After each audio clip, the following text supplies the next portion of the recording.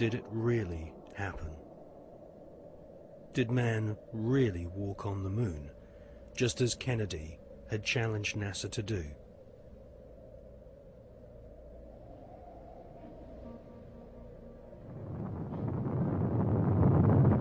We choose to go to the moon in this decade and do the other things, not because they are easy, but because they are hard. The photos of Apollo 11 moon landing have been criticized as being too perfect and looking like they've been photographed inside a TV studio with spotlights. Bill Casing is an ex-Rocketdyne engineer who points out that there should be a blast crater underneath the lunar module, but there isn't.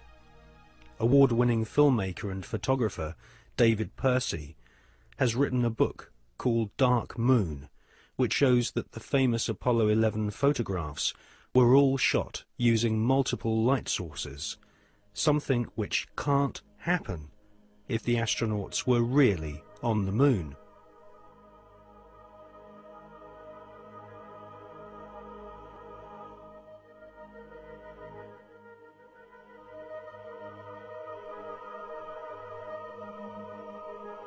Jim Collier, an American investigator, has pointed out that the lunar module was far too small for two astronauts in full spacesuits to maneuver around inside.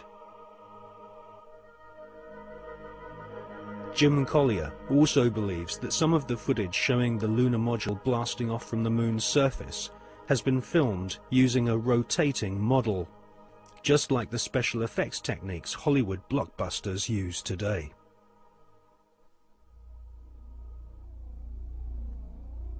Now, for the first time on film, we present new evidence which proves that at least some of the official NASA photographs taken on the lunar surface are definitely faked, or at the very least, heavily manipulated.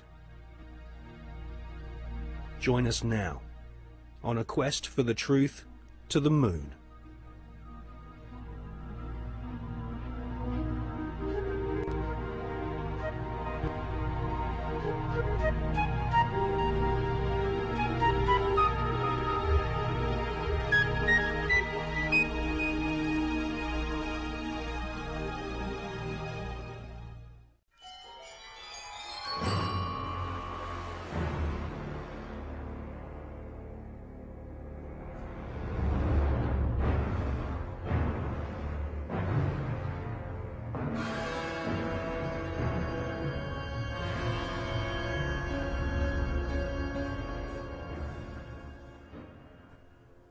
In this film, we shall not only prove beyond all reasonable doubt that many of the official NASA images of lunar exploration are fake, but we shall also examine the motives for the biggest lie put before the world.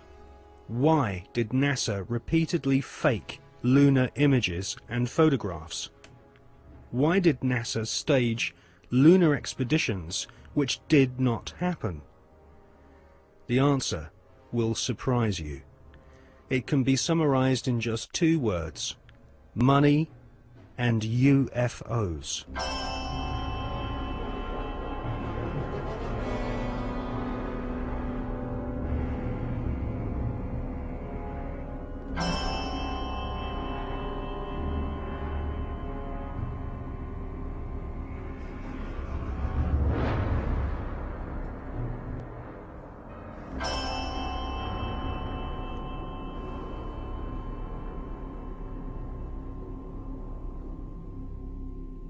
But before we look at the motives for lying on such a vast scale, let's look at where some NASA scientists came from.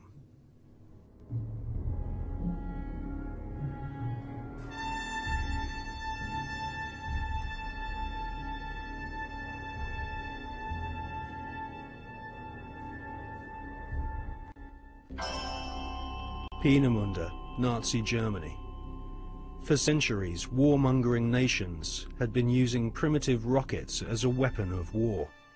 China, Britain, and of course Hitler's Third Reich all used rockets to terrorize their enemies. Werner von Braun was an SS officer and rocket scientist. his team at Peenemünde designed the first cruise missile, the V-1 Doodlebug.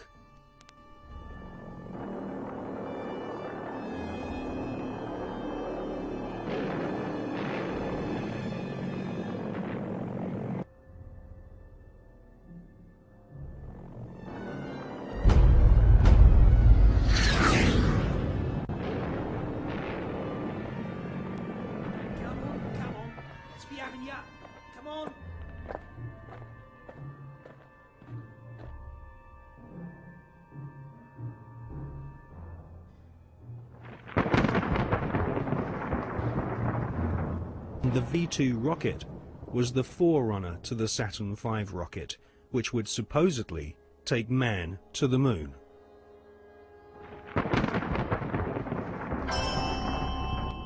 At the end of World War II, the American government were desperate to get hold of the Nazi rocket weapons, which had wrought havoc on the innocent people of Britain. The American government launched Project Paperclip, which secretly changed the war criminal files on Wernher von Braun and his colleagues. Files which described these SS officers as an ardent Nazi were changed to read not an ardent Nazi. Wernher von Braun, his team, and the rocket factory at Peenemünde, which had terrorized Western Europe, was transported to the USA, lock, stock, and barrel.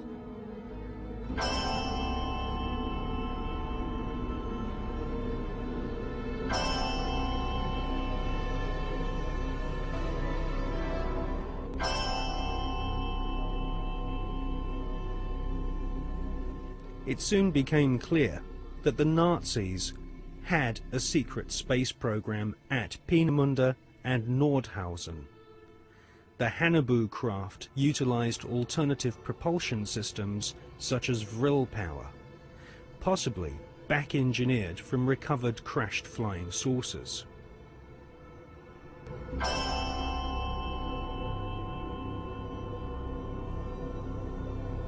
Prescott Bush was the grandfather of today's George W. Bush.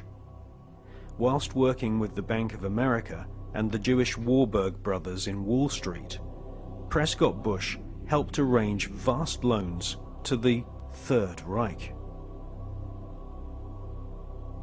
The Third Reich's space scientists used Jewish prisoners as slaves to build gigantic underground bases and manufacture the V-2 rocket, which would terrorize Europe during 1944 and 1945.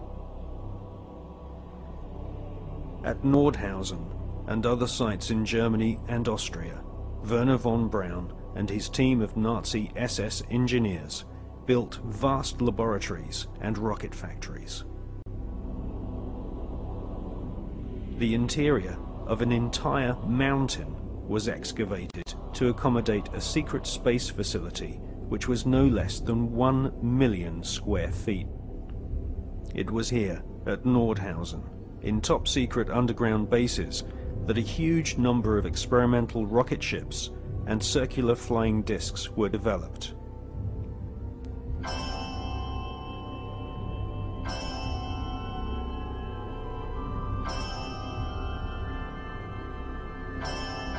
The prototype V-7 craft was powered by engines manufactured by BMW. The V-7 used 12 BMW 028 engines, which were powered with helium. Radical fuselage shapes were developed, which would later lead to the emergence of stealth aircraft and the cruise missile.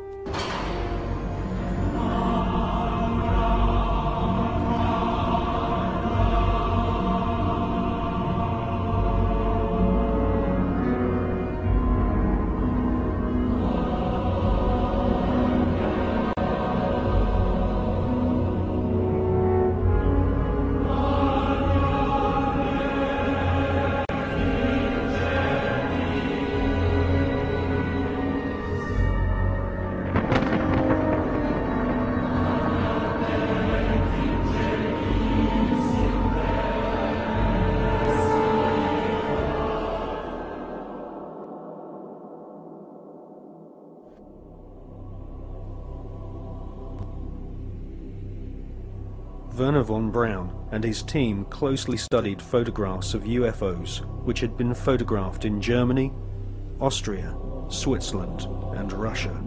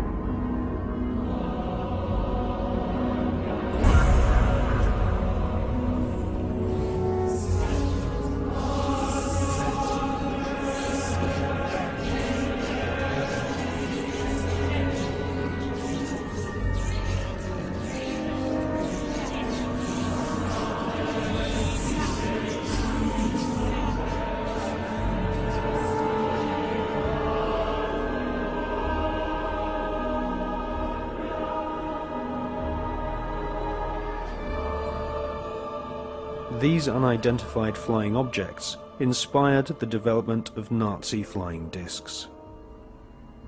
After World War II, the underground base at Nordhausen was rebuilt in the Mojave Desert, a place we now know as Area 51.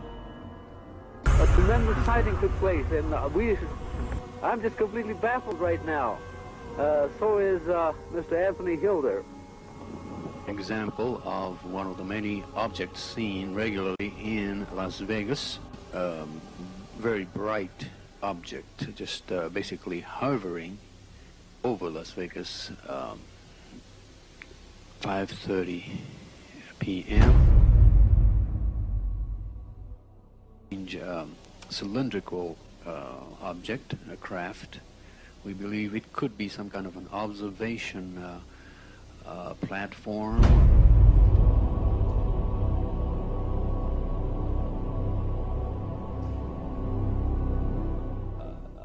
The volume of evidence is that the space program that appears on the television news and has done these last few decades is actually only there as a movie to hide the real program, which is actually exploring things that these guys already know are there.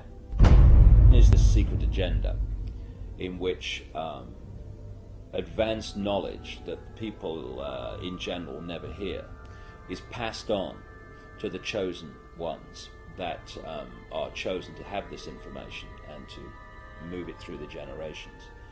The agenda for centralized control and all that stuff. And then there's the movie, which is there to hide all that. And the movie is the official version of events that pours out of the television. They're being sold a cover story to hide what's really going on, not just in terms of the space program, but in every area of our lives. I mean, what is the more classic and obvious cover story than weapons of mass destruction, we've got to go and get them? And clearly, you know, we see it was a cover story now. If you had a brain, you could see it was before. I said in my latest book, Tales from the Time Loop, that we're looking at the Fourth Reich, and then I put under that brackets, or a continuation of the Third, which never ended. People have no idea, the general population, because no one tells them, of the fundamental connections between the Nazis. The people now think, oh yeah, the Nazis have gone, and the American administration. First of all, the Nazis were funded out of Britain and America. Why is it that they were taking their wages home in wheelbarrows during the Weimar Republic? Germany was in economic catastrophe. A few short years later, they have a war machine that's taking on the world. How did this come about? Anyone else? Well, let's ask the Bush family. Because, and this is not just me, other researchers have come up with this, and a guy called John Loftus, who is he runs the Holocaust Museum in Florida, that Prescott Bush, who is the grandfather of the present president, he was a major executive of the Harriman Empire in America. And they had a company called the Union Banking Corporation, the UBC, which interfaced with the banking and steel empire in Europe of a guy called Fritz Thyssen, who was named at places like the Nuremberg trial and elsewhere as a major funder of Adolf Hitler and the Nazis. And what Prescott Bush, who was the key executive in the Union Banking Corporation, was doing was funneling money and other resources through the UBC into Thyssen's empire, and then it went to the Nazis, and that's where the war machine came from, also through the Bank of England. Only yesterday, every business, every profession was part of Hitler's system. The doctors, technicians, clockmakers, postmen. Practically every German was part of the Nazi network. They believe they were born to be masters, that we are inferiors, designed to be their slaves. A number of companies in which Prescott Bush was involved in were closed down during the Second World War under the Trading with the Enemies Act. William S. Farish, whose grandson is now Bush's ambassador to Britain, William S. Farish III, very close friend and horse interbreeder with the Queen of England. His grandfather, William S. Farish, was president of Standard Oil, the Rockefeller Oil Company, when it was exposed as supplying the Nazis with oil during the Second World War, while they were supposedly in conflict with America. So what you had then was this CIA, British intelligence operation called Project Paperclip, which was to get the Nazis, the major Nazis, with all and a lot that with tremendous knowledge that are not registered by history, out of Germany so they would be safe, and into South America and North America to continue this agenda up to the present day. And so this is why you have Nazi after Nazi turning up as founders of and creators of NASA and all these other institutions, the CIA, that appeared immediately after the Second World War. T-minus 2 minutes and counting, and the countdown continues to move along smoothly. Now in the terminal countdown portion, we're standing by now to begin pressurization of the fuel tank. The second stage fuel tank pressurized, third stage fuel tank pressurized. The countdown continuing to move along smoothly, T-minus 90 seconds. Now looking at the liquid hydrogen tanks as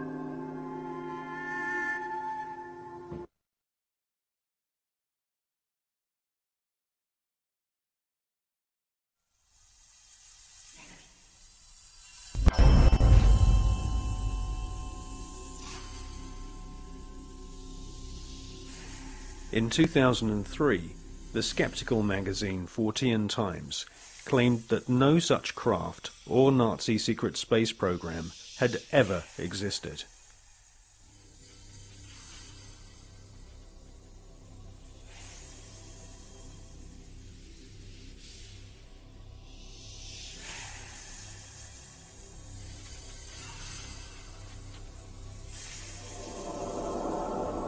But we have been given patents from leading German manufacturing companies, including Juha, Krups and BMW, which prove beyond all reasonable doubt that Hitler considered the Nazi secret space program a top priority.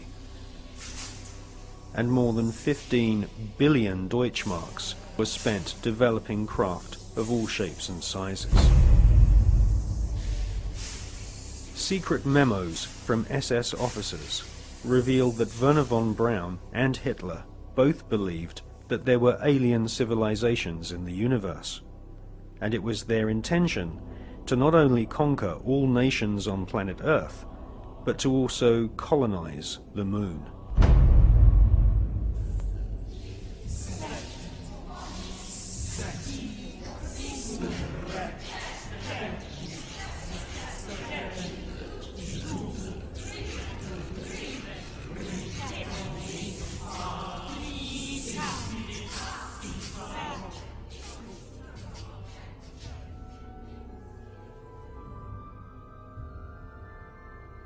Gentlemen, the conquest of outer space is the greatest technological challenge of the age in which we live. The first decisive step in the conquest of space will be the placing of an object into an orbit wherein it will indefinitely circle the Earth. 1954. Sputnik 1 shocks the world and puts the USSR way ahead in the Cold War. Sputnik 2 takes a dog into space, the first living creature to leave the face of planet Earth. Russia then shocks the world by sending an unmanned probe to the moon. Meanwhile, the US Army plan Project Horizon, a plan to colonize the moon with Americans. This plan was soon abandoned when the true nature of the hostile environment of outer space was discovered by American and Russian scientists.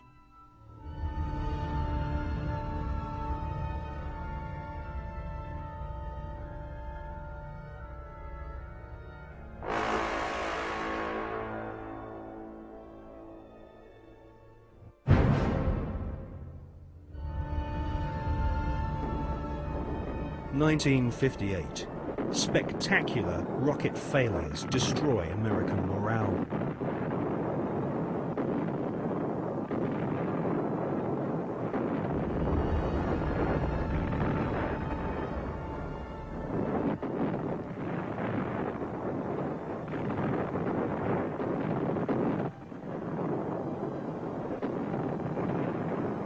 The Explorer 1 space probe confirms planet Earth is surrounded by dangerous radiation. Radiation so powerful that it could cause nausea and cancer. The Van Allen radiation belts and solar particles from the Sun are extremely hazardous to humans. Space is also full of micrometeorites which can rip through spacesuits and metal in the blink of an eye. Meanwhile, Russia celebrate getting the first man into space, Mr. Yuri Gagarin.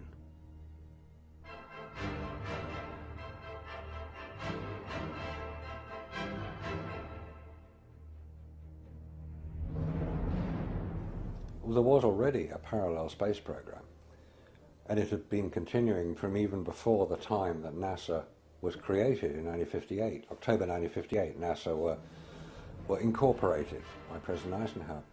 The secret space program was run by the Department of Defense. It took its original form in Project Horizon, which was established in 1959. The habitation, or the colonization of the moon. The reason for that was that whoever controlled the moon controlled the Earth. If you could launch rockets from the moon onto your enemies on Earth, they couldn't possibly retaliate, therefore you had the upper hand. There was a serious attempt, certainly a serious investigation, to put man on the moon and keep him there. So the secret parallel space program continues to this day.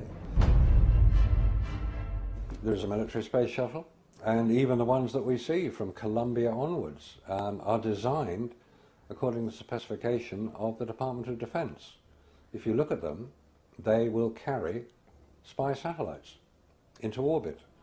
And if you want to know what a spy satellite looks like, the Hubble telescope is one. That is the design of what's called the KH-12, the keyhole satellites, which are used today over enemy territory, which is presumably any territory that is not American. Regardless of the dangers of radiation, and without having spacesuits nor spacecraft which can protect the occupants from radiation, NASA convinced the American people to pay $40 billion for the space program.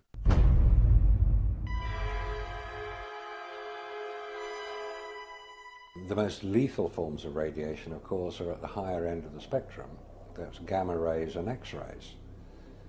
We know what ultraviolet can do. If you stay out too long in the sun, you get sunburn and skin cancer and die, and it's all very sad.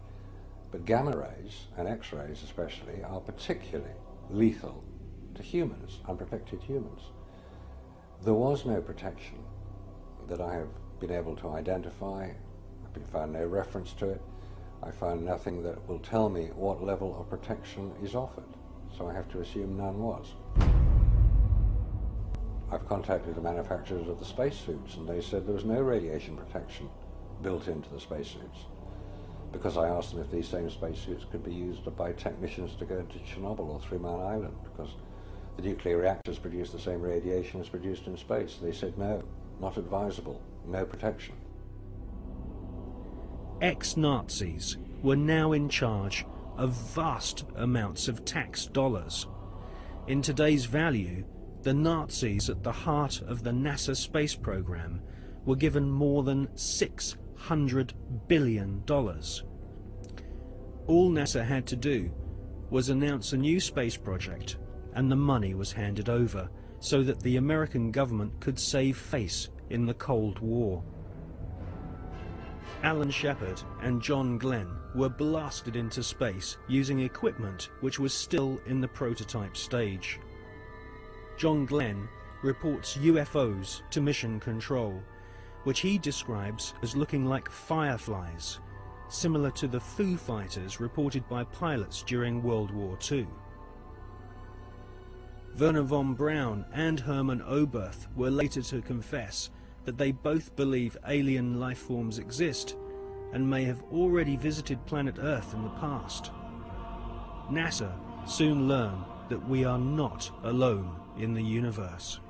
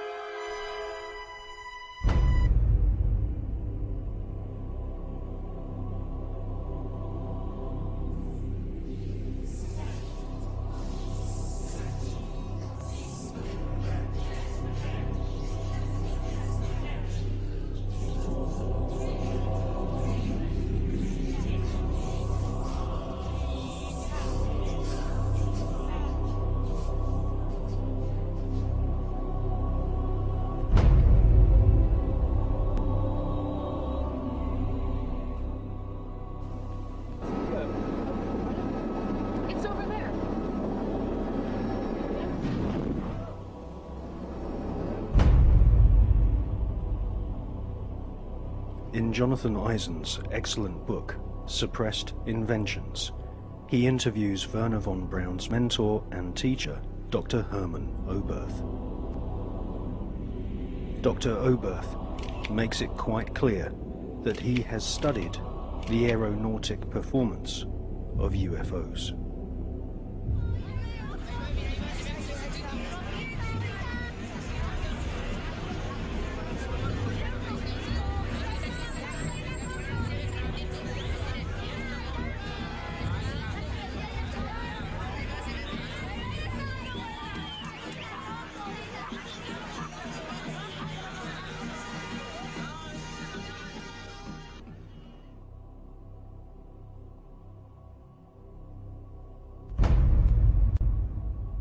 In 1972, Dr. Hermann Oberth made the following statement.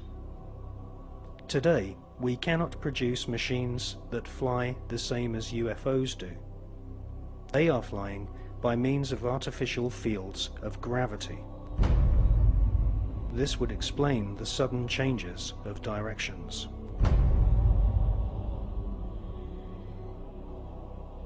This hypothesis would also explain the piling up of these disks into a cylindrical or cigar-shaped mothership upon leaving the Earth, because it is in this fashion that only one field of gravity would be required for all the flying saucers.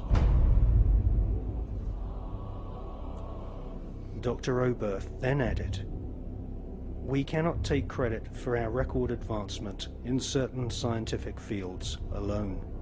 We have been helped, and we have been helped by the people of other worlds."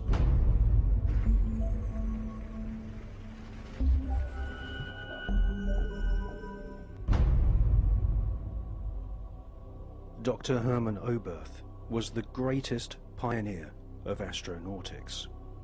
Hermann Oberth made his statement in 1972.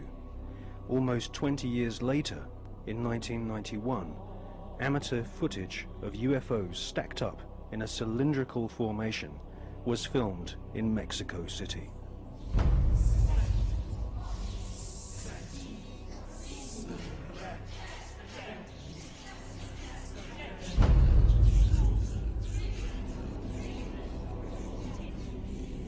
It's a monopoly that is being conducted through science about the possibilities of finding life in a different planet or satellite in the space. We have many other reasons to believe that NASA has been lying in every respect.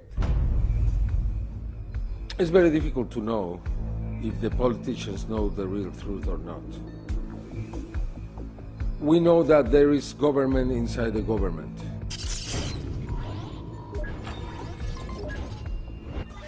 We know that there is military intelligence. We know that in America, after the Manhattan Project was created, that group subsists. And that group was the one who handled the Roswell crash, the Socorro crash, and others. Are you talking about Majestic 12? Yeah, probably it's a different name now. Now it's not Majestic 12, now it's something else.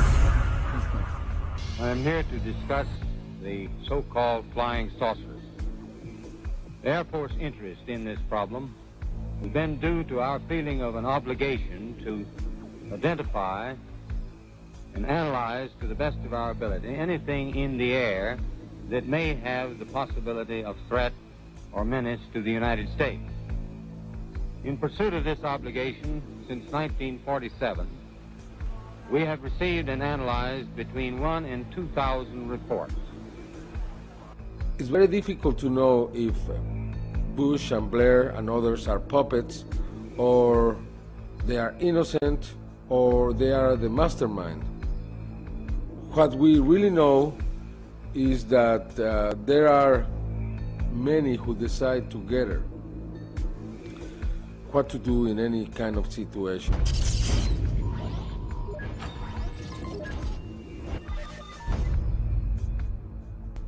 The Russians now have a very different policy around this phenomenon. We have to remember that when Gorbachev met Reagan,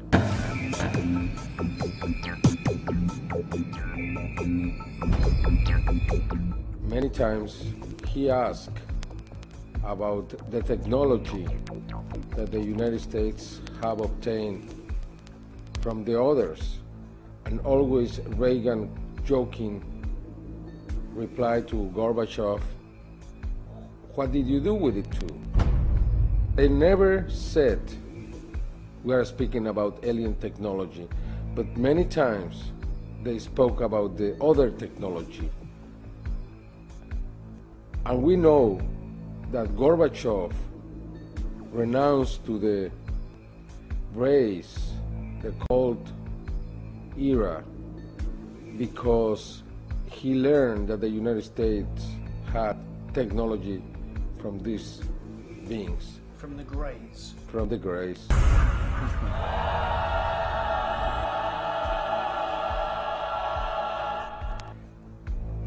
From then on, we saw many cosmonauts talking openly about what they saw.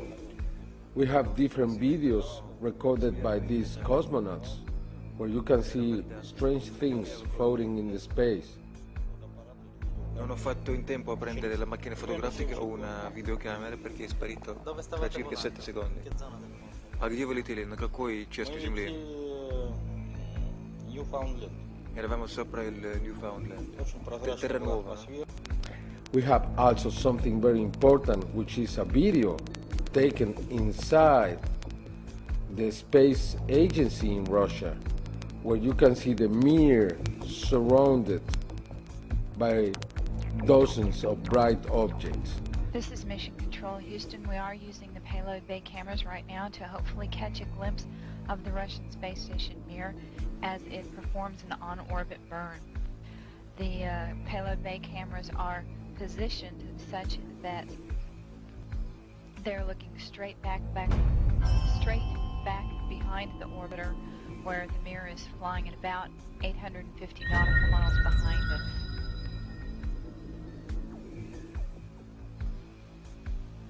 No joy from here, sorry. Hope it was a good one, though, for our friends. Thank you, sir. We could not see it here either. We'll wait 2 or 3 more minutes till sunrise, and then at that time give you a go for KU stow. We're at a mission lapse time of 7 days, 13 hours, and 17 minutes. This is Mission Control Houston.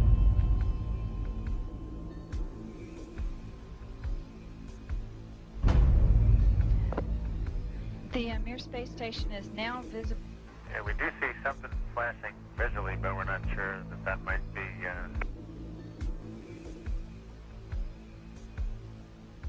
This shot was obtained by the shuttle, by the Americans.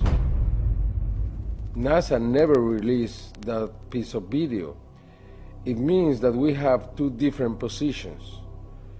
One that is openly saying, yes, we have experience out in the space. That's the Russians. The Russians. And we have the other, which is the NASA explanation that there is nothing in there. They don't release anything. We have to obtain every evidence from an outside source, but not from NASA.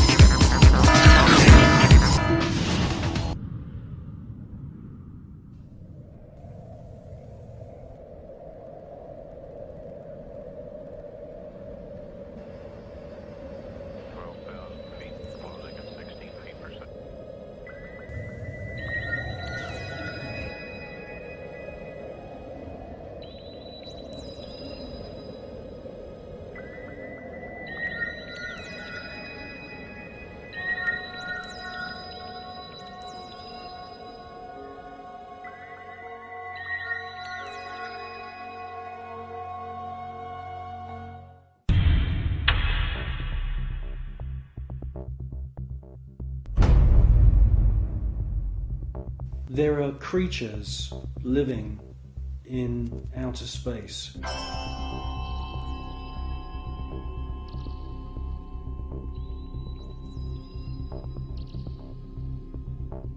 And I'm the first one to realize how crazy that sounds.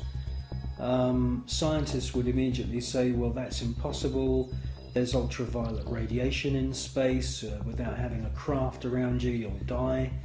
Well, all I can say is that these, I call them space serpents, they do exist.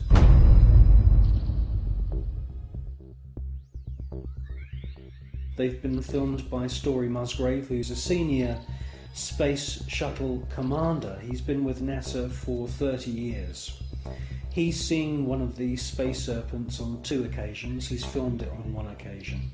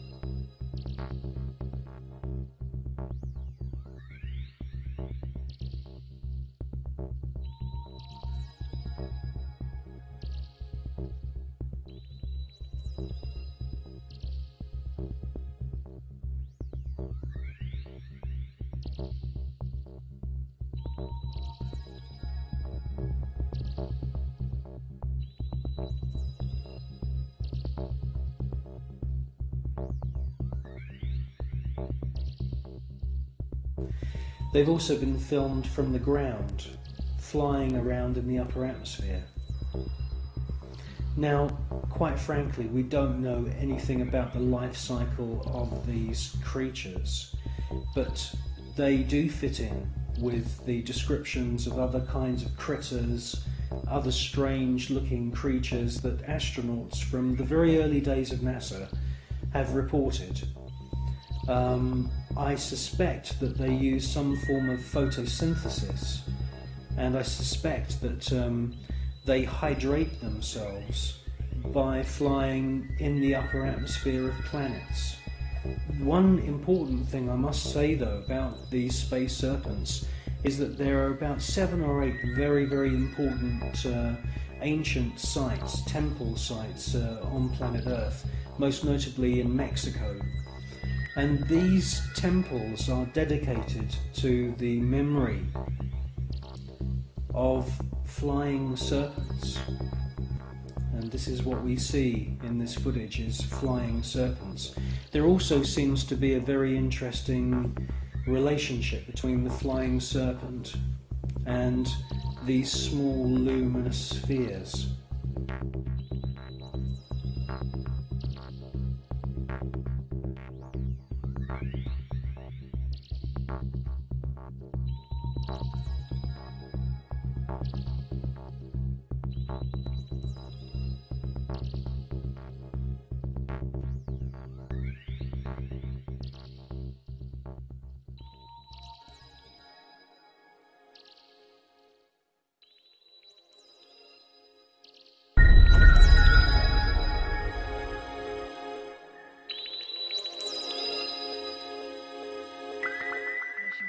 Houston, we are using the payload bay cameras right now to hopefully catch a glimpse of the Russian space station Mir as it performs an on-orbit burn.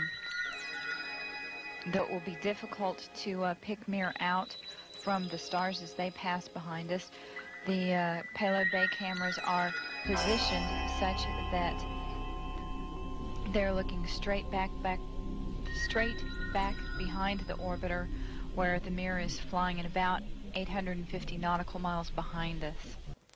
Well, obviously this is a massive faux pas that this piece of footage was accidentally broadcast. The person who's passed me this piece of footage is now dead. The footage that we see, mostly of UFOs, has been filmed with image intensifying equipment.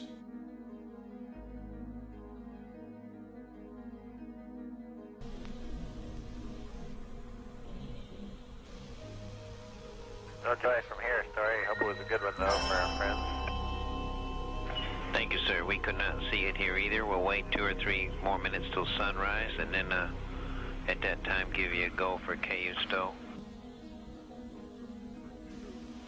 We're at a mission elapsed time of 7 days, 13 hours, and 17 minutes. This is Mission Control, Houston.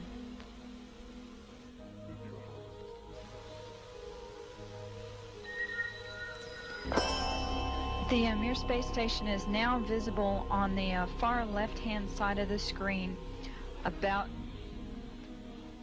an inch from the bottom of this particular picture.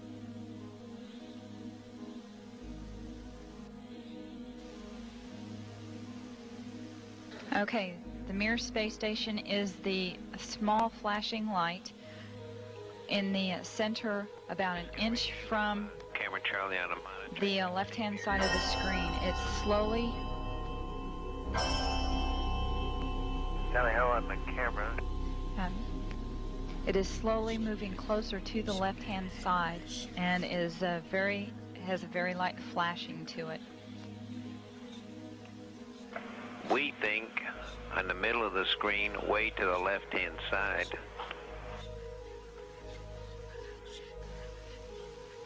We think you can see a flashing light just a little bit to the left of the center of the screen, very faint.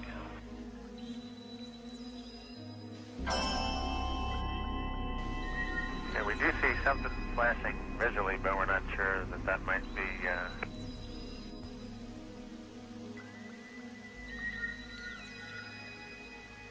This is Mission Control, Houston. Once again, we believe we were just able to spot the Mir spacecraft as it flies about at 850 nautical miles behind us.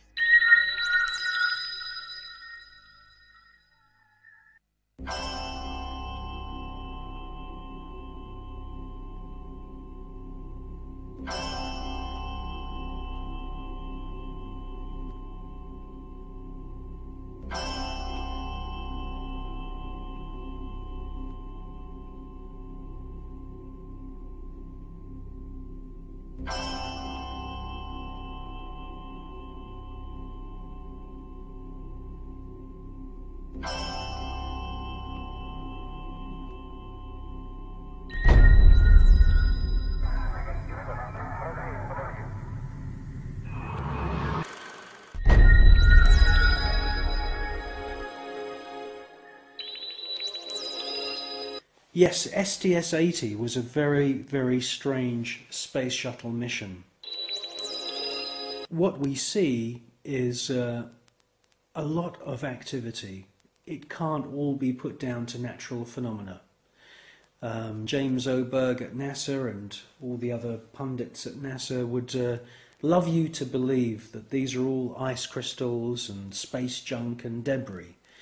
Quite frankly, if there was that amount of debris, that sheer number of shooting stars flying around in close proximity to the space shuttle and the Mir space station, it would be not safe to put craft up into space.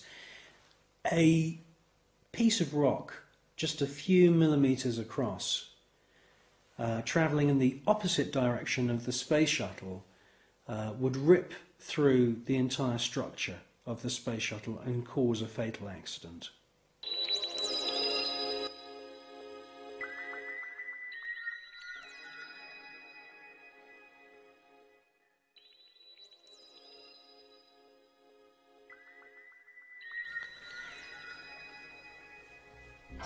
Well, people always say to me, you know, if there's extraterrestrials and if there's UFOs, why don't they make themselves known to us publicly?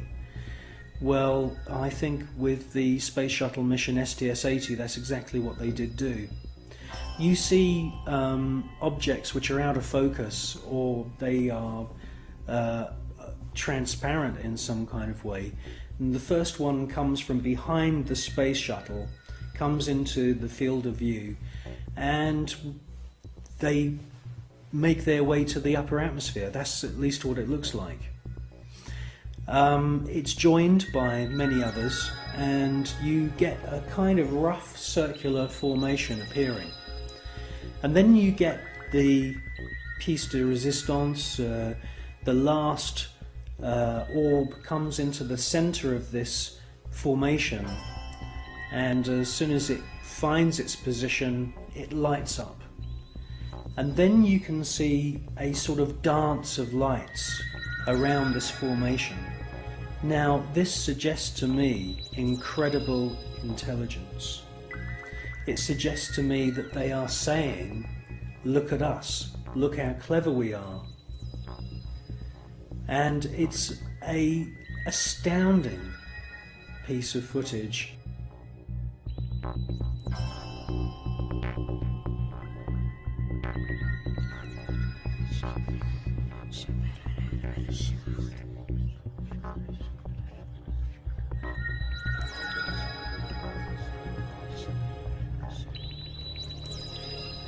These extraterrestrial craft are attracted to thunderstorms, and many times we see lightning on the surface of the planet or in the atmosphere of planet Earth.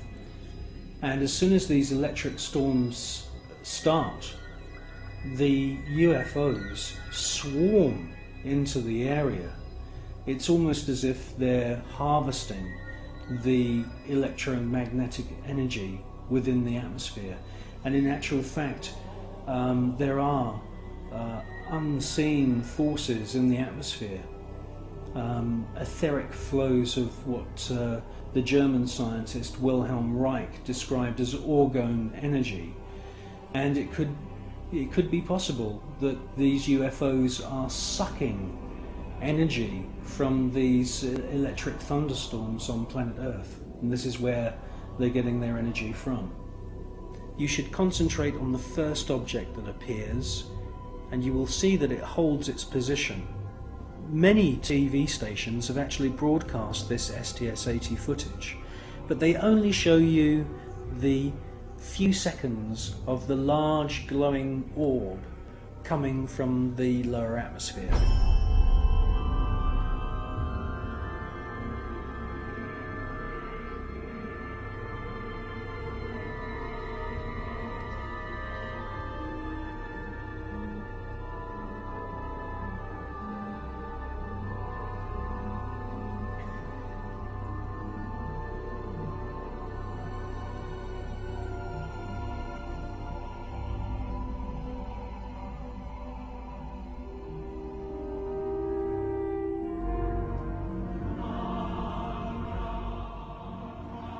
The cameraman who's operating the space shuttle camera is fully aware that the first object has held its position, and after the large orb has ascended from the lower atmosphere and the shuttle is moving away from the scene, the cameraman is actually zooming in at the end of the sequence to double check the position of the first luminous orb, and it's a fascinating piece of video.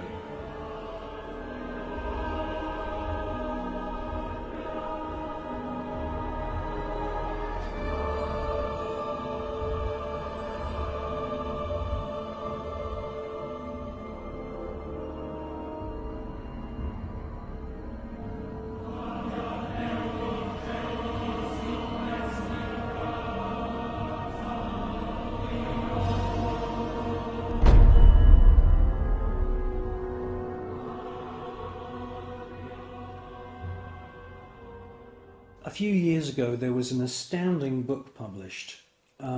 It's called The Day After Roswell, and it's written by a gentleman called Philip Corso, who's now dead. He had a military career that lasted more than 20 years, and during that time he served at the White House, and then he was a senior official at the Pentagon. And in this book, which is an astounding book, he clearly says that there is a war going on in space.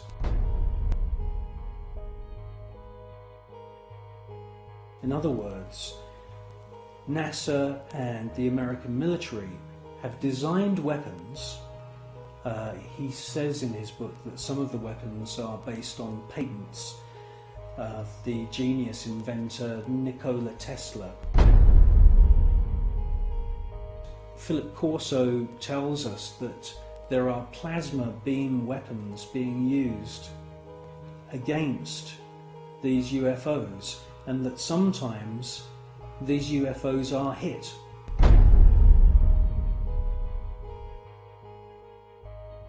A special team then travel out to wherever it is in the world and collect the wreckage. Now, from the wreckage, they back engineer any useful technology.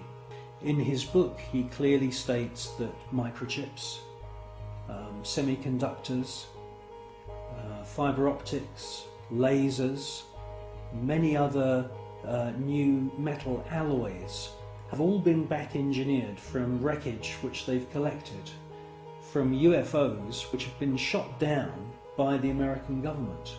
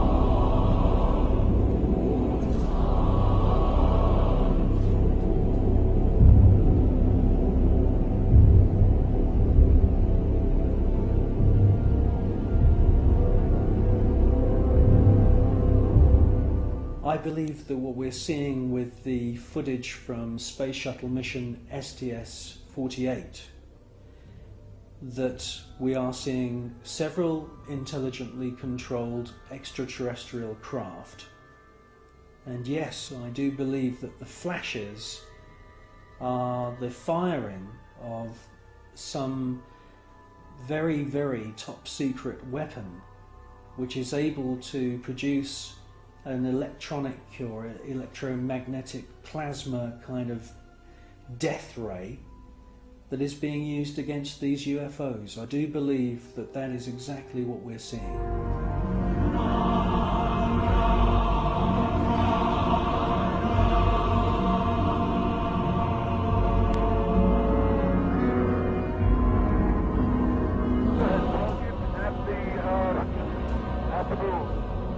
The tether has broken. It is going away from us. Get it on the TV. TV. Tether has broken. Copy. Space Shuttle mission STS-75, the tether incident. A lot has been said about this incident. Personally, I feel that most of the objects that you see are actual individual parts of the tether, just floating around in space, and that they're out of focus. It's a fascinating piece of footage, and I wouldn't be surprised if there weren't, quite a few UFOs coming into the scene to check out our technology, just as the same as they've done many times before. The crew can see the tether and see the satellite. It's beautiful.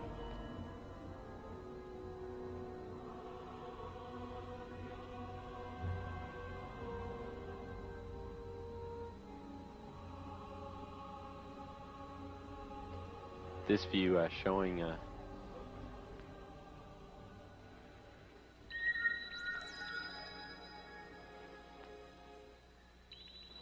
the satellite. Again, just moving into sunrise. 81 nautical miles now from Columbia.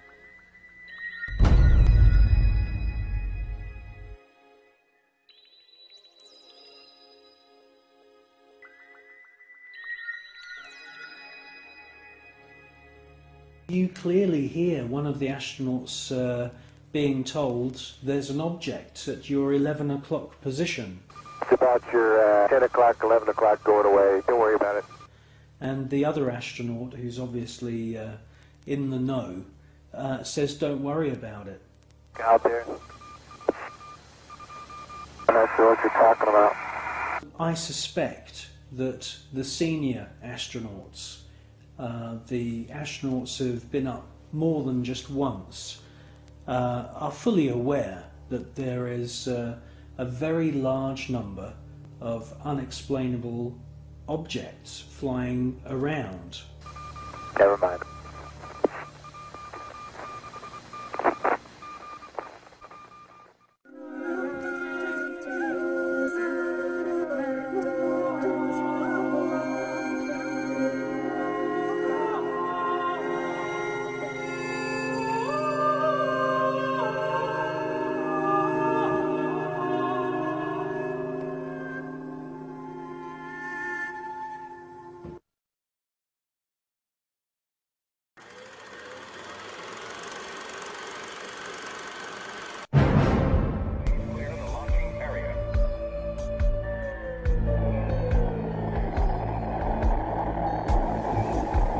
NASA spent gigantic sums of money during the 1960s, but most of it was spent on the ground, not in space.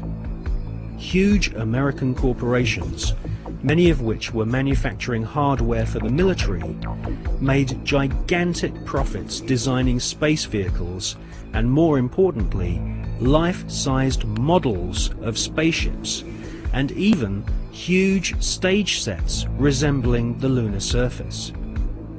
Someone in NASA had realized that after taking billions of dollars from the American people, if they couldn't make it to the moon, they would fake it to the moon. Obviously, if you're going to somewhere that nobody has been before, you need to have a simulator which recreates that environment as closely as you can. If you're going to the moon, you recreate the surface of the moon. And here we see a section of the lunar surface created. It's about 30 foot high, 30 foot long, 35 foot long. Scale is given by the two people standing in front of it. There were plenty of simulation exercises, but the point is, and this should be taken into account in virtually everything that is discussed with the Apollo program, 400,000 people may have worked on the program in total, but none of them had a need to know more than his own job required. The people who were making the rockets didn't know what the people who were making the spacesuits were doing, and because they had no need to know about that.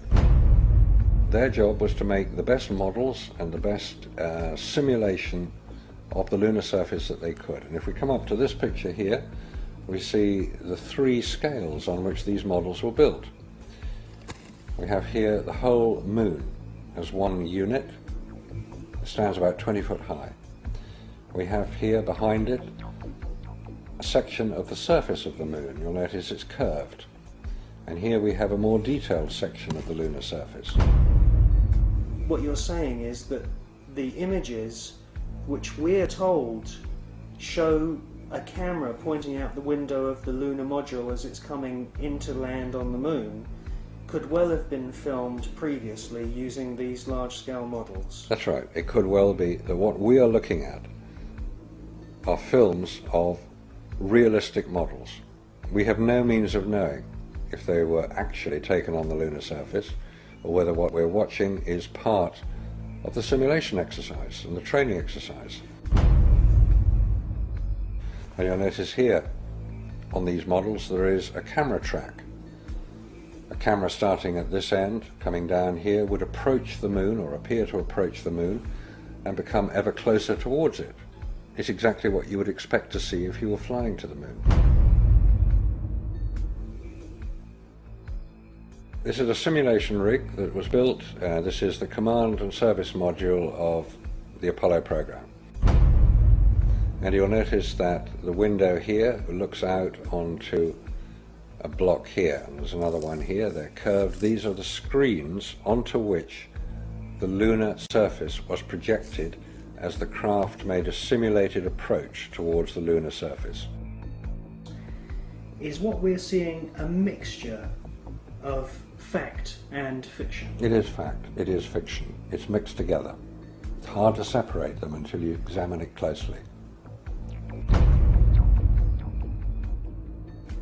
If a spacecraft is in deep space, the only possible explanation for a light seen through the window of the spacecraft is the sun. It's the only bright light in space. If it's not the sun, then it has to be some other artificial light, which implies that that particular image is possibly fiction. July 1961. NASA was soon being criticized for the flimsy construction of their hardware. The first orbital capsules did not even have windows in them for the astronauts to look out of. One of the most vocal critics was one of NASA's most respected astronauts, an all-American hero named Virgil Gus Grissom, who almost drowned when recovery helicopters were unable to lift his space capsule from the sea. After a successful journey into space, Gus Grissom almost died through NASA's bad planning. Or was this an early attempt to silence Gus Grissom?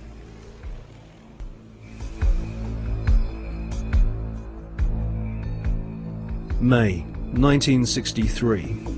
Astronaut Gordon Cooper experiences re-entry problems in his Faith 7 rocket ship. 7, 6, 5, 4, 3, 2, 1. Roger, have lift off and the clock is operating. Roger clock. Take my 7, base 7 on the way.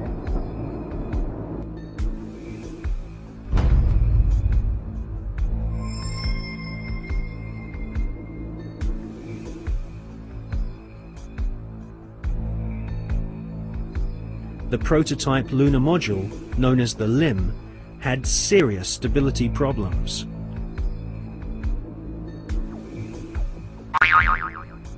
At this stage, there was no guarantee that even if NASA managed to get a spaceship orbiting the moon, they could land safely without killing the crew.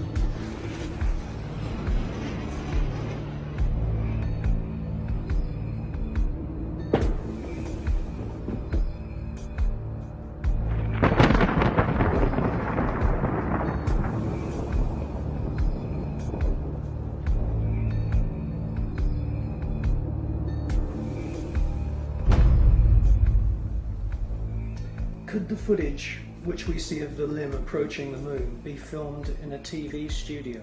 It was filmed in a TV studio. There's absolutely no doubts whatsoever about that.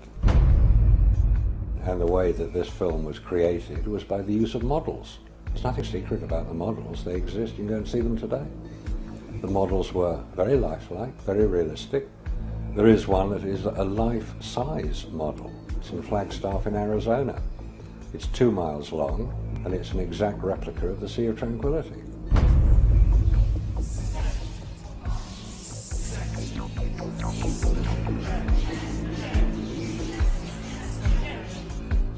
The photographs were used to create from those images the replica of the Sea of Tranquility, so that if it was flown over in a helicopter, it would appear as if it was a spacecraft approaching a similar area to land.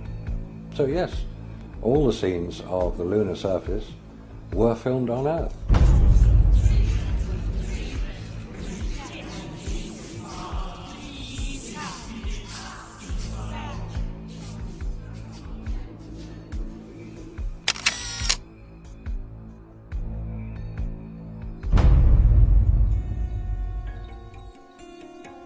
June 1965. Gemini 4 is launched and the first man walks in space. Flight department started. I think I'm dragging a little bit, so I don't want to fire the gun yet. Okay, I'm out. Okay, now.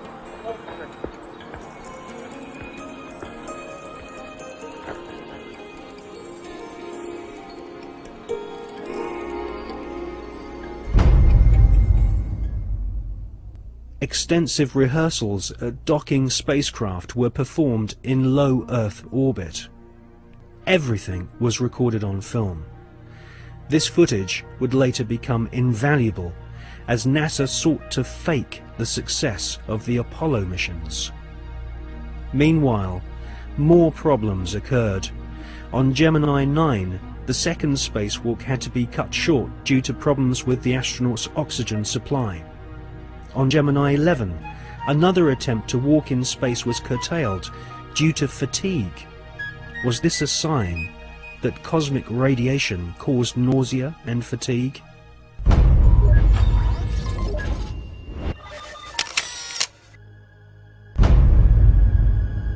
NASA could not risk the public humiliation of having brave astronauts crashing to their deaths on the lunar surface broadcast on live TV.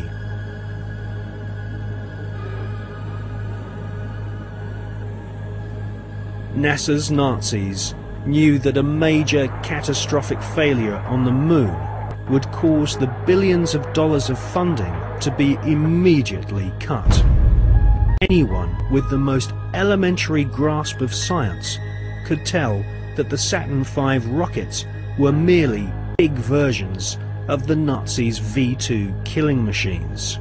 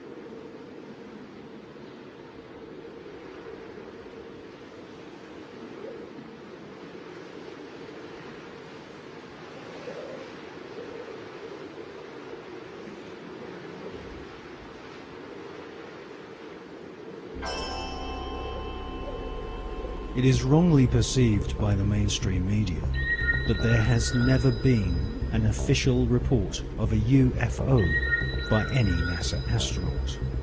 This is simply not so. since the early experimental orbital craft were developed by ex-Nazi SS officers on behalf of NASA, American astronauts have continually reported strange UFOs. In many cases, photographs and even film was shot of these mysterious, unidentified flying objects.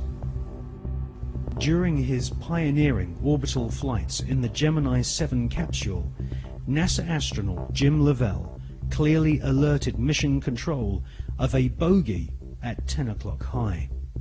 Capcom at Houston asked James Lovell if he had an actual sighting of a UFO. Lovell answered, "We have several, an actual sighting." Gemini 7 here, Houston, are you ready?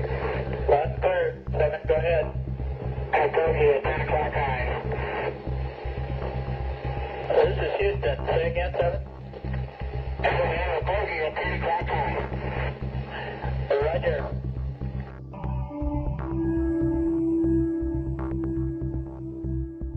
On the 4th of June 1965, astronaut James McDivitt reported seeing a cylindrical-shaped craft.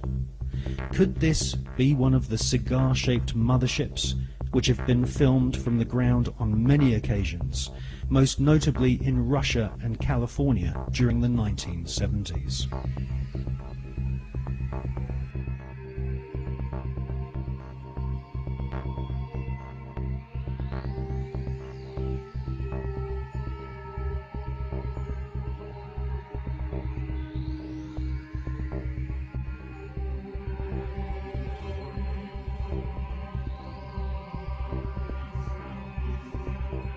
Former astronaut Gordon Cooper has publicly stated that his interest in UFOs was one of the reasons why he became an astronaut in the first place.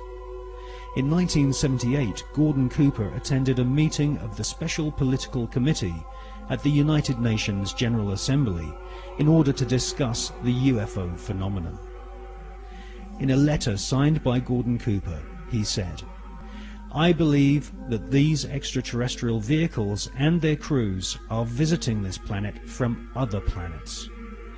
In 1951, I had the opportunity to observe flights of UFOs of different sizes flying in fighter formation from east to west over Europe." In a tape-recorded interview given by Cooper in 1973, he stated, "For many years I have lived with a secret, in a secrecy imposed on all specialists in astronautics. I can now reveal that every day in the USA, our radar instruments capture objects of form and composition unknown to us." I wonder, did you have anyone call you about a strange plane or airplane or something in the air? Where? I was coming down Sampson Drive. I don't know what it was. If it was a flying saucer. What did it look like, ma'am? It was like a, almost like an iridescent color. It was like a bluish purple. I could see a red glow up in the sky. It was huge.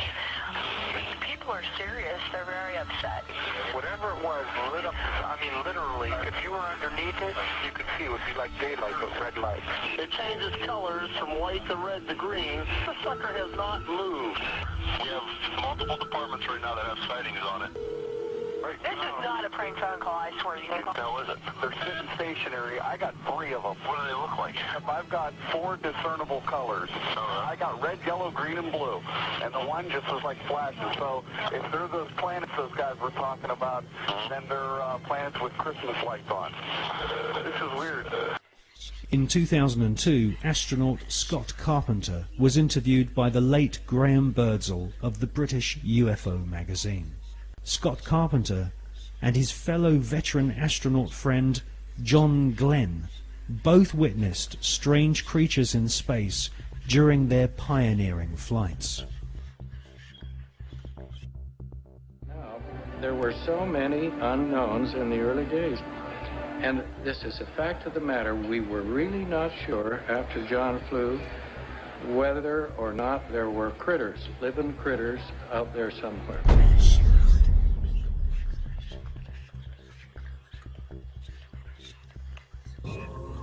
После после этого, значит, вот у нас тот закрутится, мы все введем, потом начинается проверка.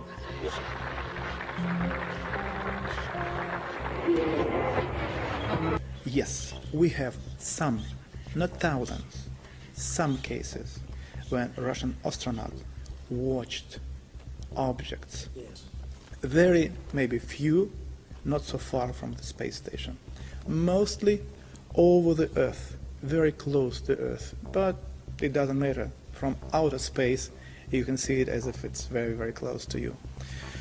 And I talked to Musa Manarov and I talked to Gennady Strikalov and the other astronauts, and they told me that they have seen much more cases of UFOs, but without possibility to film it, because he said, it's always like with Russians. When you see something, whether this camera is without battery or with battery lying at the other end of a spacecraft, or, as Musa once told me, I see strange, interesting objects, but at the same time a spacecraft is coming to me and I need to dock it, and I can't leave the place and film it.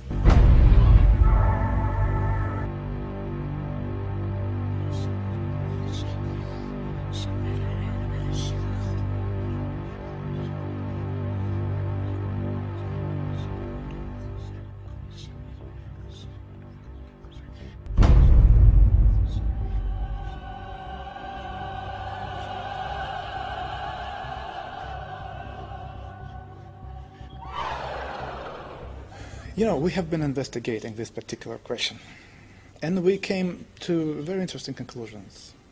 I wouldn't say that millions of people or thousands, no, but there are many people who have not been abducted because on their level of knowledge and on their level of understanding and abilities, they do not need to abduct people. No. I will try to explain what's going on. When you say they, you're talking about the... It is, yes, it is. It is. When it is flying here, there are some kind of scientific expeditions which are visiting the planet.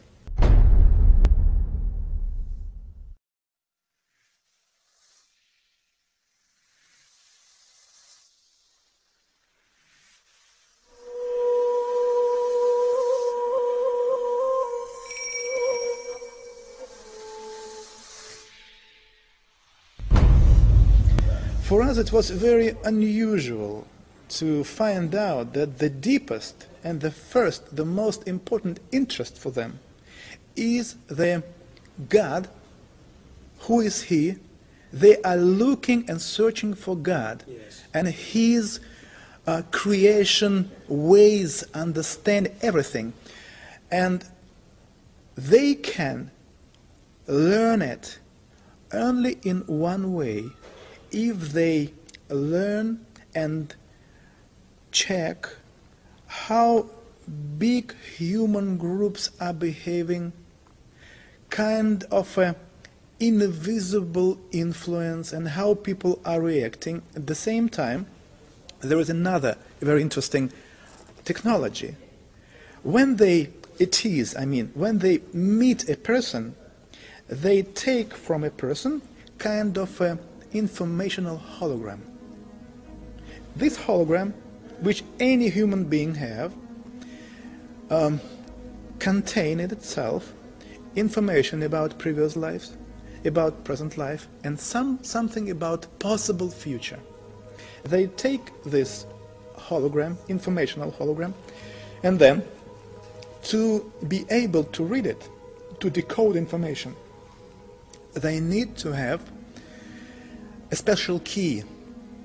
This special key is the sample of your way of thinking. For this reason, to have this key, they somehow transmit into your brains a hard idea, like, just an example, you are living wrong.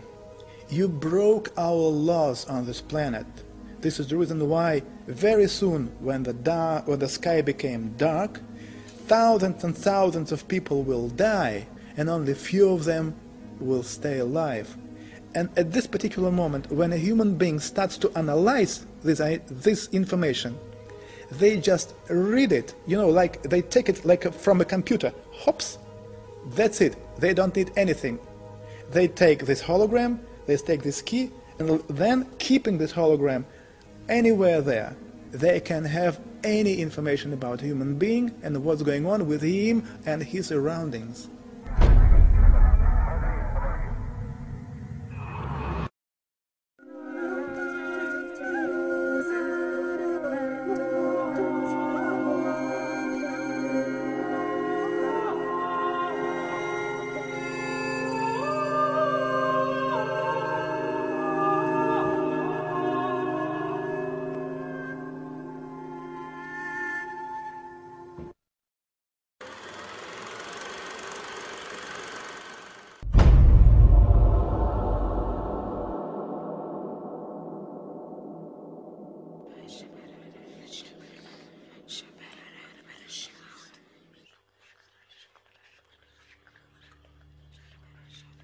Regardless of whether the Apollo moon landing was faked or not, an interesting photograph hangs on the wall of the Sanctuary of the Scottish Rite Masons in Washington, D.C.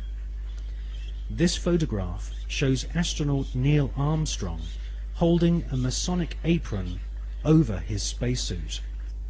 The photograph has seemingly been taken on the moon, or at least on a studio set which resembles the surface of the moon. Neil Armstrong has become a mysterious character since his alleged moon expedition. According to the records of the Ohio Grand Lodge of Masons, Neil Armstrong's father is a Freemason. In fact, Neil Armstrong Sr. is a high-ranking 33rd degree Freemason. Neil Armstrong's co-pilot, the second man to have allegedly walked on the moon, was Buzz Aldrin. At the time of the Apollo 11 mission, Buzz Aldrin was a 32 degree Freemason. They were in good company, as many of NASA's astronauts were also Freemasons, including Gordon Cooper, Walter Schirra, John Glenn, Edgar Mitchell, Thomas Stafford, and Paul Weitz. These men were all members of the Brotherhood, all sworn to keep secrets on pain of death. These astronaut Masons were under the leadership of Kenneth Kleineknecht, who was NASA's Apollo space program manager. According to an article and photograph published in the Masonic magazine Scottish Rite Journal, upon his return from the moon, Brother Buzz Aldrin presented a flag to Sovereign Grand Commander Smith, who was the Supreme Commander of the Supreme Council of 33rd degree Masons of the world. The flag Buzz Aldrin presented had been taken to the moon on Apollo 11. According to a Masonic lecture delivered at Beauverde University in 1994 by American Masonic historians, astronauts Buzz Aldrin and Neil Armstrong performed a Masonic ritual exactly 33 minutes after touchdown on the lunar surface. They temporarily planted the international flag of Scottish Rite Freemasonry, which features a large double-headed eagle. Therefore, the eagle has landed. Override off. Engine arm off. 13 is in. We copy you down, Eagle. Listen, Tranquility Base here. The Eagle has landed. Roger, Tranquility. We copy you on the ground. You got a bunch of guys about to turn blue. We're breathing again. Thanks a lot. And we're getting a picture on the TV.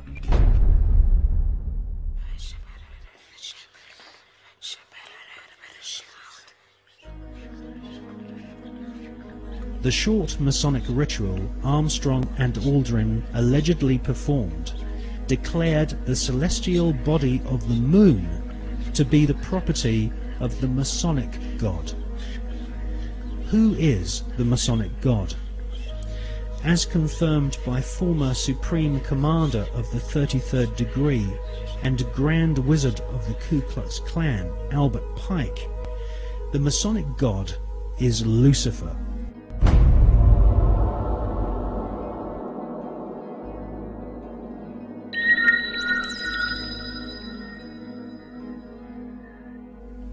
The name of NASA's space program, Apollo, according to the Holy Bible, is actually an alternative word for the devil. We can see this in the Bible as the word Apollyon. Apollyon appears as the name of Satan in the original texts of the New Testament Gospels.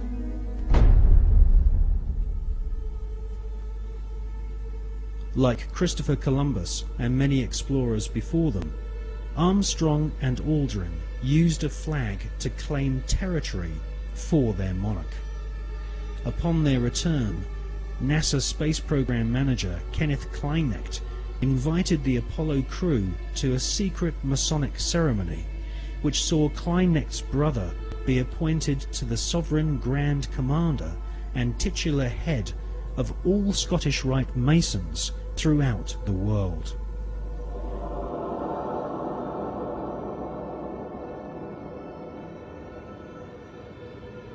Once you learn the occult significance of words such as Apollo, Columbia, and Atlantis, you will realize that the occultically inspired murdering Nazis who developed NASA's space program have used names which are part of ritual, magic, and the occult.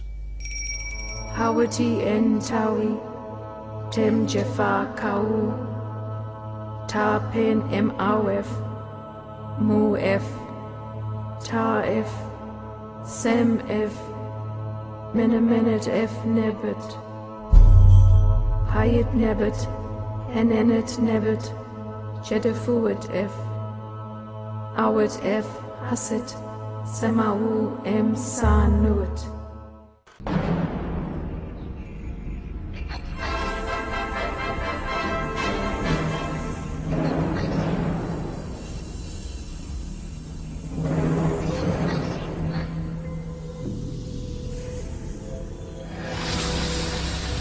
Mike, what I keep imagining is if I'm a lonely traveler from another planet, what I think about the Earth from this altitude.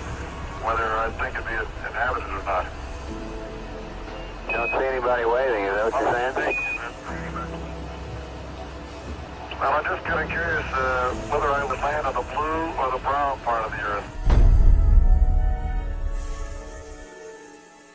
On the dark side of the moon, the secret face of our satellite planet, which only a few men in living history have ever seen, there lies a star-shaped crater called Parsons Crater, named after the rocket scientist John Parsons. John Parsons is known by several names. He was born under the name Marvel Whiteside Parsons and soon became involved in the occult. Charles Taze Russell, who invented the Jehovah's Witness movement in America, predicted that the beginning of the end of the world would commence on October 2nd, 1914. On this very day, rocket scientist John Parsons, better known in occult circles as Jack Parsons, was born. A brilliant rocket engineer, Parsons soon entered into correspondence with SS Nazi officer Werner von Braun, and by the age of 13 had begun summoning evil spirits and demons using magical rituals which Parsons had learnt from British occultist Aleister Crowley. Aleister Crowley styled himself as the Beast, and Jack Parsons referred to Aleister Crowley as his father.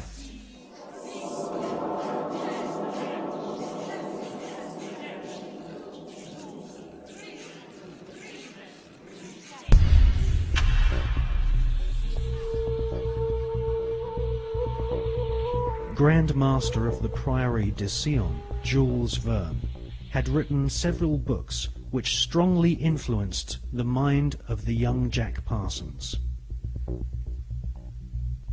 In 20,000 Leagues Under the Sea, Jules Verne prophesies the invention of a submarine vehicle which could wage war from the depths of the oceans.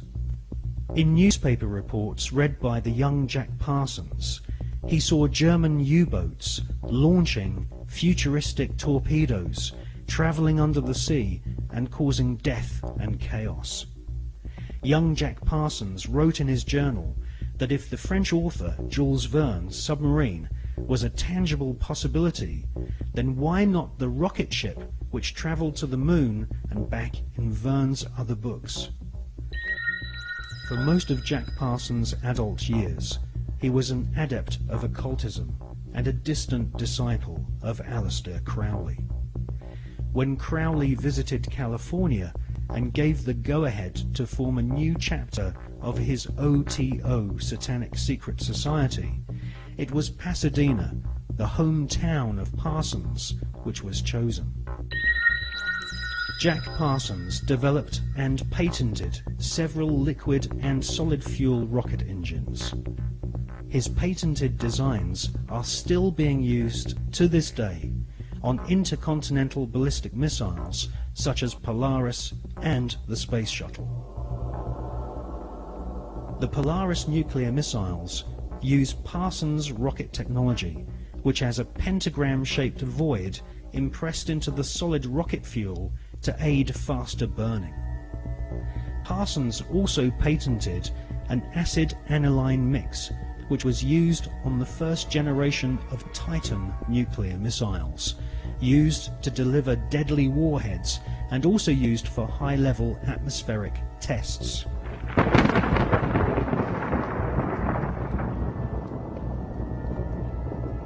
Coincidentally, Jack Parsons' occult mentor, the British beast Aleister Crowley, used to often call himself the nickname Titan.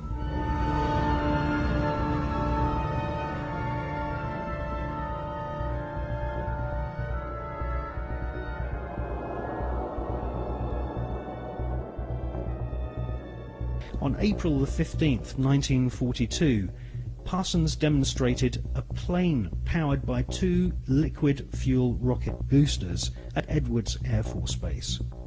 The test was witnessed by Alfred Ledding, who fronted the US military's Project Sign, which investigated UFOs and helped cover up the phenomenon for decades.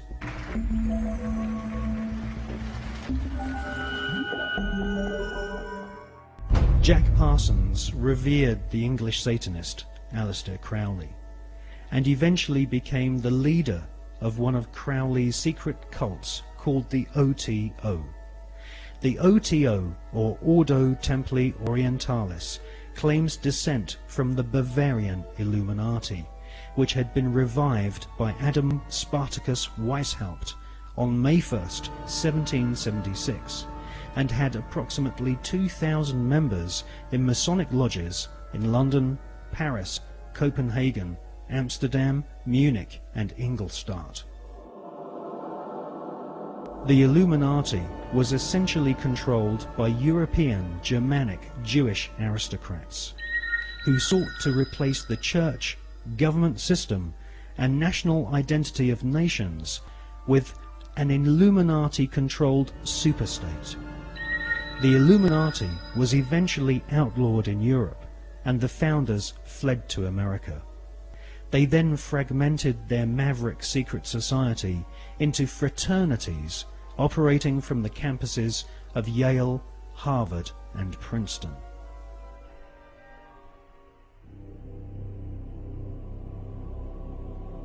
From his pulpit in Brooklyn, New York, charlatan priest Charles Taze Russell prophesied that from October the 2nd, 1914, the beginning of the end of humanity would commence, with the emergence of the Antichrist and Babylon the Great, as foretold in the Bible's Book of Revelation. Jack Parsons, born on that prophetic day, would later attempt to invoke the incarnation of Babylon and also sign an oath stating that he was indeed the Antichrist.